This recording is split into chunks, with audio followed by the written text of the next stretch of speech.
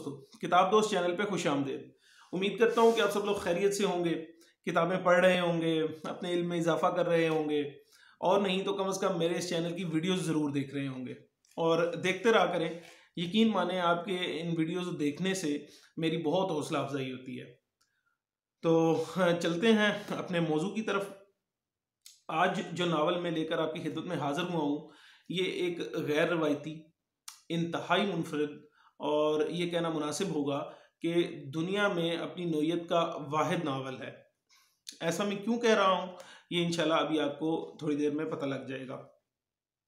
दोस्तों, ये जब नावल की वीडियो बनाने के बारे में मैंने सोचा तो बहुत कोशिश के बावजूद मैं कोई ऐसे अल्फाज तलाश नहीं कर पाया कि मैं इसका रिव्यू कहाँ से आगाज़ करूँ रिव्यू का और इसके बारे में मैं इस नावल के तारुफ में क्या आप लोगों को बताऊँ।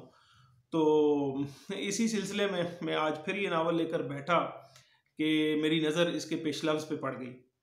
तो पेश लफ्ज़ दोबारा पढ़ा तो मुझे एहसास हुआ कि मुझे ख़ुद से तो कोई बात करने की कतई कोई ज़रूरत नहीं, क्योंकि इसके मुसन्नफ़ ने अपने पेश लफ्ज़ में इस नावल का इंतहाई खूबसूरत और सादा अल्फाज में तारुफ करवाया हुआ है। तो मैं आपको उसमें से कुछ पढ़ के सुनाता हूँ, लेकिन इसको पढ़ने से पहले मैं आप लोगों को ये बता दूँ कि बराए मेहरबानी वीडियो को आखिर तक देखिएगा, क्योंकि वीडियो के एंड पे मैं आपको बताऊंगा कि ये नावल का लिखने का मकसद क्या था और ये किस तरीके से घर बैठे हासिल किया जा सकता है और कितने में हासिल किया जा सकता है। तो चलते हैं इसके पेश लफ्ज़ की तरफ। कुछ वजाहतें, कुछ माजरतें। वोल्टेयर का शुमार यूरोप के दौरे रोशन ख्याली के उन अहम तरीन लोगों में से होता है जिनके अफकार और ख्यालात पर मगरबी तहजीब की मौजूदा अमारत की बुनियादें कायम हैं। वोल्टेयर के ज़माने में पुर्तगाल के शहर लिस्बन में एक ज़लज़ला आया, जिसके साथ आने वाले सुनामी तूफ़ान और फिर शहर में फैलने वाली आग ने क़यामत मचा दी। लाखों की आबादी का शहर मुकम्मल तौर पर तबाह हो गया। इस सानहे ने यूरोप भर को हिलाकर रख दिया। न सिर्फ सियासी, मुआशी और माशरती सतहों बल्कि फ़लसफ़ा व अफकार की दुनिया पर भी इस तबाही के ज़बरदस्त असरात हुए। रवायती मजहबी क़यादत ने हस्बे आदत इसे खुदा का अजाब करार दिया, मगर अब ज़माना बदल रहा था, चुनाचे ज़बरदस्त रद्द अमल हुआ। इस वाक़े के पस मंज़र में वोल्टेयर ने पहले एक नज़म poem on the Lisbon disaster और फिर कैंडाइड के नाम से एक नावल लिखा। इसका बुनियादी पैगाम ये था कि नई दुनिया में मसीहत के पेश करदा ऐसे खुदा के तसव्वुर की कोई गुंजाइश नहीं जिसके नाज़िल करदा अजाब में बेगुनाह और गुनाहगार बिला तफरीक मारे जाते हैं। इब्तिदा में वोल्टेयर का ये काम पाबंदियों का शिकार हुआ, मगर जल्द ही इसमें पेश करदा अफकार वक्त की ज़ुबान बन गए।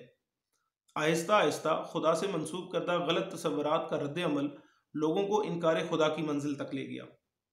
फिर एक ज़माना ऐसा आया कि मगरबी माशरों में खुदा का नाम लेना एक अहमकाना बात बन गई। अकबर अल-आबादी मरहूम ने इस सूरत हाल को अपने एक शेर में यूं बयान किया है: रकीबों ने रपट लिखवाई है जा जा के थाने में कि अकबर नाम लेता है खुदा का इस ज़माने में। बाद के ज़मानों में खुदा का तसव्वुर तो किसी न किसी तौर कबूल कर लिया गया, लेकिन आखिरत का वो तसव्वुर जो खुदा के अदले कामल की दलील और दुनिया में पाई जाने वाली नाहमवारियों की हकीकी तौजीह है, कभी आम ना हो सका।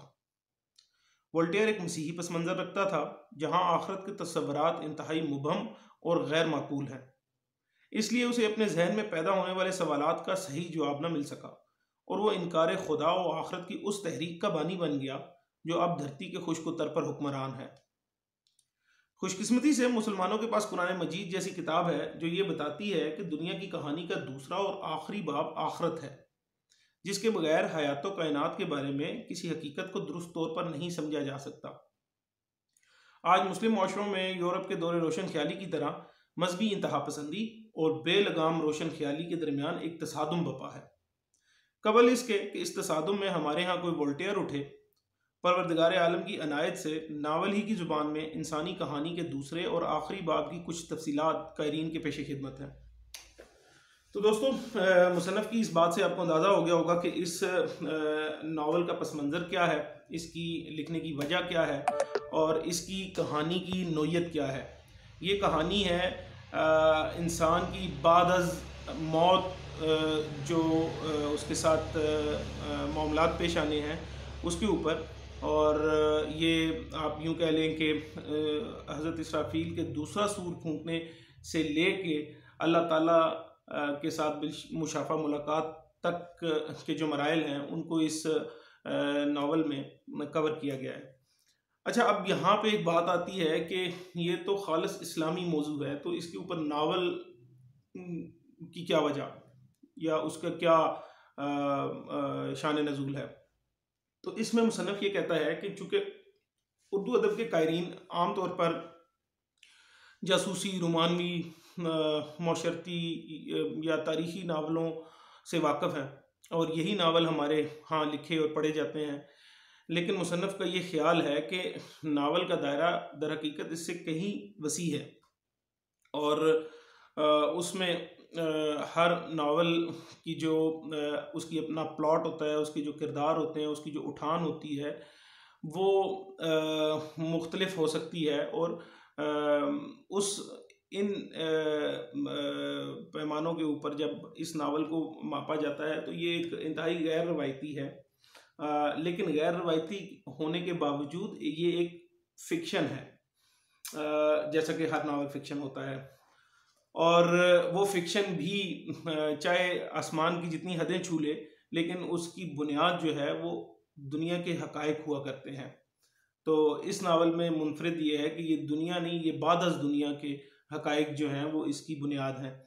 तो बल्कि मुसन्नफ़ एक बड़ी खूबसूरत बात करता है, वो कहता है कि ये दिलचस्प नावल है हर तरह से, लेकिन इसमें एक मज़ीद पेचीदगी या कह लें कि दिलचस्पी की बात ये है कि दुनिया, इस नावल के हर पढ़ने वाला और इस दुनिया का हर बसने वाला इंसान जो है वो मुस्तकबिल करीब में इस फ़िक्शन, इस नावल के किसी न किसी किरदार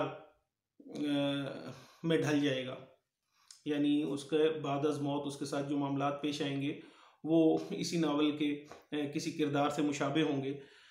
तो फिर आखिर में मुसन्नफ़ ये भी बात करता है कि वो कहता है कि मैंने ये नावल आम इशाअत के लिए नहीं लिखा था और सिर्फ़ अपनी दिल की तसल्ली के लिए लिखा था, लेकिन बाद में अपने दोस्त अहबाब के इसरार पर इसको छापा और खुदा का शुक्र है कि इसको बहुत पज़ीराई मिली। तो यकीनन ये वाकई ये कामयाब नावल है। इसका नाम तो मैंने अभी तक आपको बताया ही नहीं। इसका नाम है जब ज़िंदगी शुरू होगी। और ये नावल जब मैंने 2018 में लिया लाहौर एक्सपो सेंटर से, तो मैंने बस वैसे ही एक सस्ती किताब देख के ले लिया था। लेकिन यकीन मानें कि मैं उस रोज़ 5-6 किताबें लेकर आया था और उन 5-6 किताबों को तो मैंने एक साइड पे रख दिया और एक रात के अंदर जहाँ पे आके मैंने नावल खोला था, वहीं पे बैठे बैठे मैं इस नावल को कवर टू कवर पढ़ दिया। शायद अंदर खाने के लिए उठाऊँ या बस इतनी सी वक्फे के सिवा मैंने कोई वक्फा नहीं किया और इसको पूरा पढ़ दिया। तो मैं इस नावल को रिकमेंड करूँगा, भरपूर रिकमेंड करूँगा।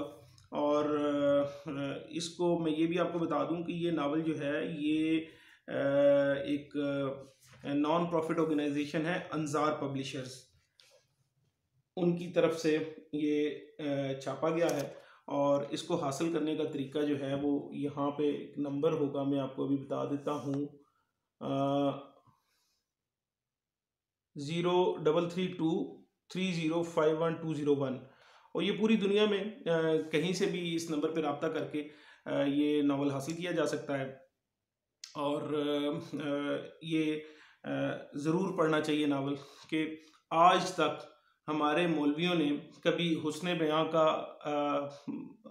सहारा नहीं लिया और इस्लामिक लिटरेचर में कब्र का अज़ाब और जन्नत की फजीलत और इस तरह के अजीब अजीब मौजू पे किताबचे आते हैं, लेकिन वो दिलचस्पी से बिल्कुल खाली होते हैं। जबकि हमारे जो अदीब हैं उनका दूर दूर से मज़हब का कोई ताल्लुक़ नहीं होता।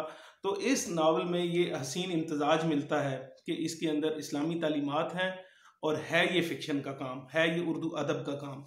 तो उस लिहाज से ये एक मुनफरिद नावल है, गैर रवायती नावल है। अच्छा, इसके बाद में अपनी जो इस सिलसिले की दूसरा नावल है कसम उस वक्त की। इसका रिव्यू इंशाल्लाह आने वाले कुछ दिनों में मैं आपके सामने पेश करूँगा। तो तब तक के लिए अल्लाह हाफिज़। इंशाल्लाह मिलते हैं अगली किसी वीडियो में।